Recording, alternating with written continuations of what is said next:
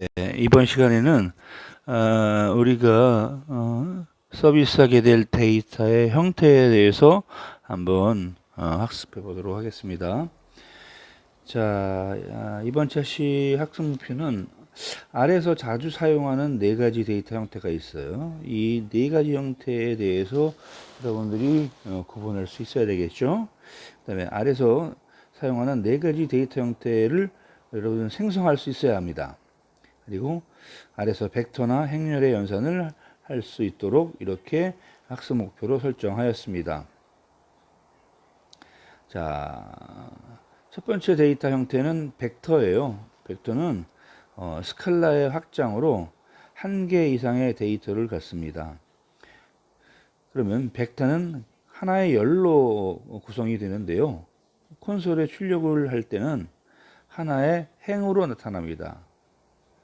그래서 열과 행이 있죠. 근데 출력은 행으로 나타납니다. 행은 가로라고 생각하시면 돼요. 열은 세로입니다. 세로. 자, 벡터는 데이터에 대한 통계 분석이나 그래프를 작성할 때 사용되는 그런 데이터 형태죠. 가장 많이 사용되는 데이터 형태 중에 하나입니다. 여기서는 벡터를 생성하는 방법과 벡터의 속성들을 다뤄보도록 하겠습니다. 자, 우선 벡터의 생성 방법을 말씀드리도록 할게요. 우리가 C 함수를 이용해서 벡터를 생성하게 되는데요. 여기서 C의 의미는 combine 또는 concatenate라는 의미를 갖습니다. 즉 벡터를 생성하는 가장 대표적인 방법이죠. 이 C 함수, 그냥 combine 함수라고 부를게요. combine 함수는 네 가지 유형, 즉 수치형이나 문자형이나 논리형, 복소수형 이렇게 네 가지의 데이터 유형에 다 적용할 수 있습니다. 즉 수치형 벡터, 문자형 벡터, 논리형 벡터, 복소수형 벡터를 만들 수 있다는 말인데요. 규칙이 없는 데이터로 이루어진 벡터를 생성할 때 사용을 합니다. 규칙이 있을 때는 다른 기능을 이용을 하게 되죠. 자, 이 컴바인 함수를 사용하는 방법은 다음과 같습니다. 자, 컴바인 함수 사용할 때 이제 아규먼트라고 하는 함수의 모든 함수는 가로 안에 아규먼트라고 하는 어떤 요소들, 원소들을 콤마로 구분하면서 작성하게 되는데요. 여기서는 기본적으로 스칼라 값을 적어주고요. 스칼라와 스칼라 사이에는 아까 말씀드린 대로 쉼표, 콤마로 구분을 해줍니다. 또한 벡터도 들어갈 수 있습니다.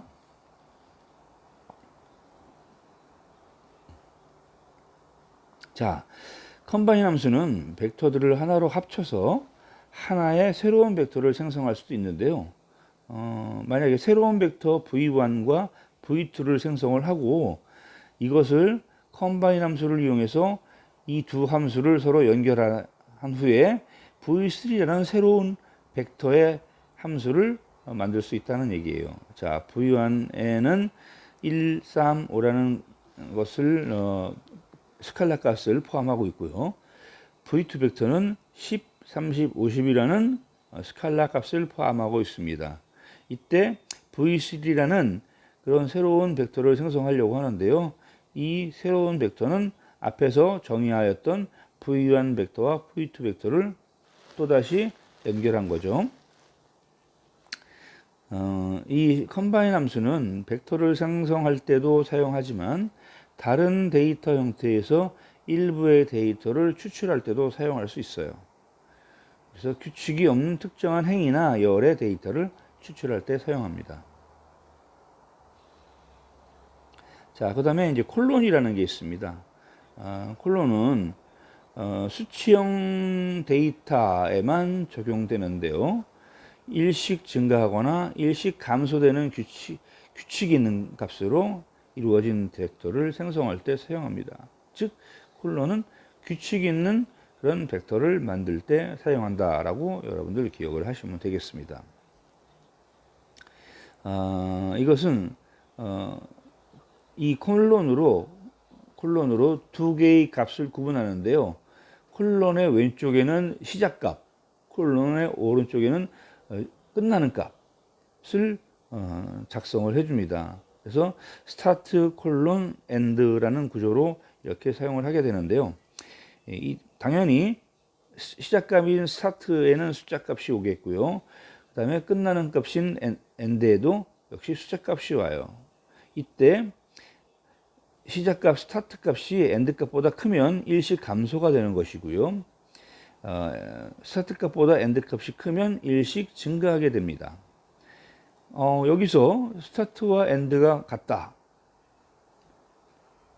즉 그러면 스타트가 곧 엔드가 되겠죠. 자, 시작은 무조건 스타트 값으로 시작을 하고요. 절대 엔드를 넘지 않도록 되어 있습니다. 콜론도 벡터를 생성할 때 사용하지만 다른 데이터 형태에서 연달아 있는 특정한 행이나 열의 데이터를 추출할 때도 사용할 수 있습니다. 자, 우리가 v1이라고 하는 그 변수에다가 1에서 1, 이 스타트 값이죠. 그 다음에 콜론, 그 다음에 5라고 하는 끝나는 값을 지정을 해주면은요, 이 경우에는 어떻게 되겠어요? 스타트는 1, 엔드는 5죠. 그래서 엔드가 스타트 값보다 큽니다. 그러니까 1씩 증가하게 되겠죠. 즉 1부터 시작해서 5를 넘지 않을 때까지, 즉 5가 될 때까지 1씩 증가하는 수치형 벡터가 생성이 됩니다. 그래서 V1에는 1, 2, 3, 4, 5라는 그런 아규먼트로 구성이 된다 하는 겁니다.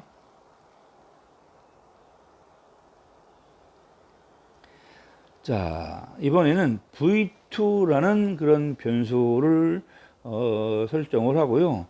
여기에 값을 지정을 하는데 시작값, 스타트 값은 5고요. 그 다음에 끝나는 값, 엔드 값은 1입니다. 이 경우에는 어때요? 스타트 값이 엔드 값보다 크지요. 따라서 일씩 감소하는 그런 값을 갖게 되겠습니다. 5부터 시작해서 1을 넘지 않을 때까지 일씩 감소를 시키고요. 따라서 V2에는 5, 4, 3, 2, 1이라는 어규먼트로 구성이 되게 되겠죠. 자, 이번에는 V3라는 벡터를 우리가 지정을 하고 여기에 마이너스 3, 콜론 3, 콜론 5라고 하는 마이너스 3.3이죠. 3.3 이렇게 마이너스의 정수값이 아닌 실수값을 스타트 값으로 주고요. 그 다음에 끝나는 값은 이제 정수값으로 줬어요. 이 경우에는 어떻게 됩니까? 이 경우에는 실제로 시작값보다 엔드값이 크지요. 그렇죠? 그러니까 일씩 증가하게 됩니다. 제가 여기 설명에 이 스타트 값이 더 큰 것으로 설명해 놨는데 이건 5기입니다. 그래서 마이너스 3.3부터 시작해서 5를 넘지 않을 때까지 일씩 증가시키는 그런 수치형 벡터가 생성이 됩니다. 그럼 어떻게 증가가 되겠어요? 시작값이 마이너스 3.3이니까 마이너스 3.3, 마이너스 2.3, 마이너스 1.3, 마이너스 0.3. 그 다음에 일씩 증가시켜야 되기 때문에 플러스 0.7, 플러스 1.7, 플러스 2.7, 플러스 3.7, 그리고 플러스 4.7까지 5가 넘지 않는 범위로 오규먼트가 구성이 되겠죠. 자, 이번에는 v4라는 변수에다가 시작값은 5고 끝나는 값은 마이너스 3.3인 그런 상황에 대해서 이제 살펴보도록 하면요. 당연 이번에는 어떻게 해요? 시작값이 끝나는 값보다 큽니다. 그렇죠? 그러니까 여기서는 5부터 시작해서 마이너스 3.3이 되기 전까지 일씩 감소시키는 그런 수치형 벡터를 생성하게 되겠죠. 따라서 v4라는 변수에는 5, 4, 3, 2, 1, 0, 마이너스 1, 마이너스 2, 마이너스 3이라는 그런 스칼라 값을 결국 저장하게 되겠습니다. 벡터를 생성하는 또 다른 방법으로는요, 이렇게 이제 시퀀스라고 하는 함수를 쓰게 되는데요. 이때 가로 안에는 콜론, 이 시퀀스 함수는 콜론의 확장형이다 또는 콜론의 일반형이다 이렇게 생각하시면 되겠고요. 이 콜론은 일씩 증가하거나 감소하는 수치형으로 이루어진 그 벡터를 생성을 앞에서 했었죠. 여러분 그거 지켜보셨는데, 이 시퀀스 함수는 1 이외의 증감이 되는 규칙 있는 그런 수치형 벡터를 생성할 수 있어요. 사용법을 살펴보면 다음과 같습니다. 일단 오규먼트의 from 시작값과 그 다음에 끝나는 값, 즉 from2라는 그런 문법적인 요소를 통해서 시작값과 끝나는 값이 지정이 되고, 그 다음에 콤마로 구분된 다음에 by 해서 얼마씩 증가하거나 얼마씩 감소시킬지에 대한 그런 단계값이 by 다음에 기술되면 되겠습니다. 이때 감소시킬 경우에는 부호가 음수여야 되겠죠. 그렇지 않으면 오류가 발생할 수 있습니다. 이렇게 해서 시퀀스 함수 값에는 3개의 오규먼트가 들어가는데 from to by라는 겁니다. 자, 이제 예시를 보시면은요. 자, v1이라는 변수에다가 시퀀스 함수의 값을 지정을 하려고 해요. 그래서 이때 안에 아규먼트로 from은 1, 즉 시작값은 1, to는 5, 즉 끝나는 값은 end 값은 5, 그리고 콤마로 by는 1, 즉 1씩 증가시킨다는 거예요. 그죠? 왜냐하면 end 값이 크기 때문이죠. 그래서 1부터 시작해서 5를 넘지 않을 때까지 1씩 증가하는 그런 수치형 벡터를 만들고 그것을 v1에다가 저장하라 하는 얘기입니다. 자, v2는요, 시퀀스 함수를 쓰고 이제 from은 1, to는 5, 그 다음에 by는 0.5예요. 즉 1부터 시작해서 5를 넘지 않을 때까지 0.5씩 증가하는 그런 수치형 벡터를 생성하는 예가 되겠죠. 그러니까 1부터 시작하니까 어떻게 돼요? 1, 그 다음에 1.5, 2.0, 2.5 이런 식으로 0.5 단위로 증가하게 되는 거죠.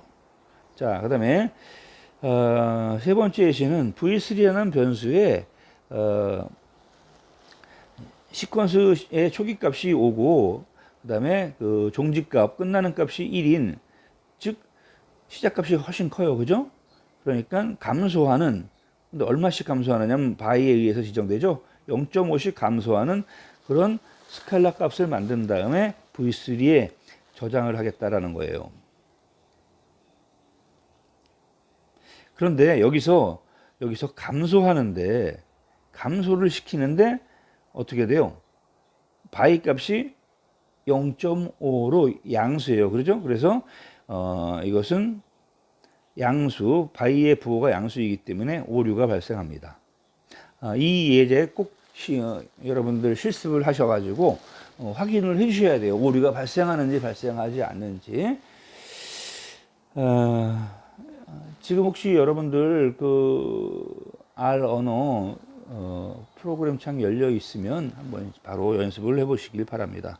자, 다음 예제는 맞는 예제죠. 그래서 앞에서 설명드린 것이 오류가 발생하기 때문에 이 오류를 수정하기 위해서 바이 값을 마이너스 부호를 붙여준 겁니다. 그래서 5부터 시작해서 2될 때까지 0.5씩 감소하는 그런 수치형 벡터를 생성을 합니다. V3에 저장되는 값은 5, 5.0, 4.5, 4.0 뭐 이런 식으로 이렇게 0.5씩 감소시키는 거죠.